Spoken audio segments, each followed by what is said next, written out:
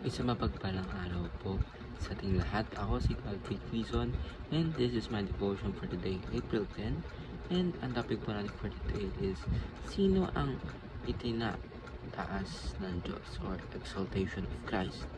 So ang ating scripture for today is Philippians chapter 2 verse 6 to 11. Babasahin ko po.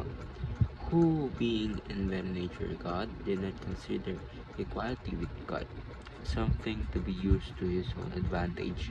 Rather, he made himself nothing by taking the very nature of a servant, being made in human likeness, and being found in appearance as a man. He humbled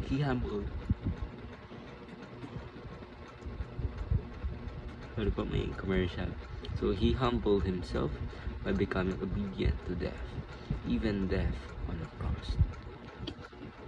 Therefore God exalted him to the highest place and gave him the name that is above every name, and that at the name of Jesus every knee should bow in heaven, on earth, and under heaven, and on and under the earth, and every tongue acknowledges that Jesus Christ is our Lord. So ang ating Panginoon daw po ay kahit siya po ay kapantay ng Diyos, ay hindi po siya, pwede niya po ginamit yung kapangyarihan po niya na taasan yung Diyos, kundi ginamit niya po ito, nagpakababa po siya at naging tao katulad po natin na dahil po siya po ay Diyos at Panginoon sa Kristo, pinili niya pong maging tao in order for us to be saved, kasi gagawin niya nga po or bibigay niya po sa atin ang gift ng salvation sa pamamagitan ng pag-fulfill ng mga batas ng ating Panginoon, at ipakita rin po sa ating mga tao kung ano po ba talaga yung tamang pamumuhay or yung tamang yung perfect obedience sa ating Panginoon. So first teaching po natin for the day is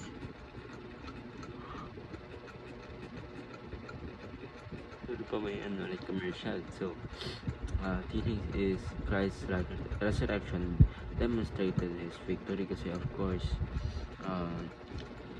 ayun nga po yung pinakal po ng ating paniniwala is yung pagkabuhay ulit ng ating Panginoon, kasi of course ayun nga po yung foreshadowed sa Old Testament pa lang na mabubuhay ang ating Panginoon because He will conquer death, and ika-conquer niya po ulit yun sa kapag siya po ay dumating na ulit dito sa lupa.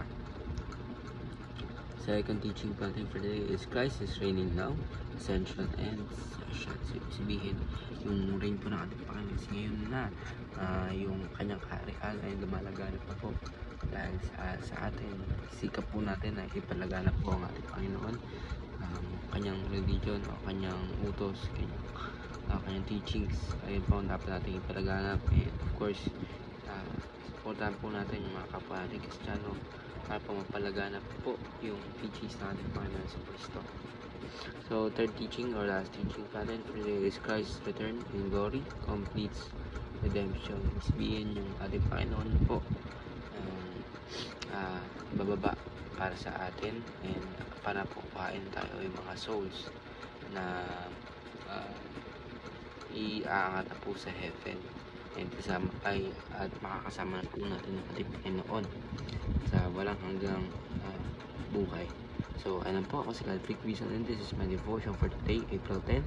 Sana po ay marami kayong natutunan, and po, and God bless.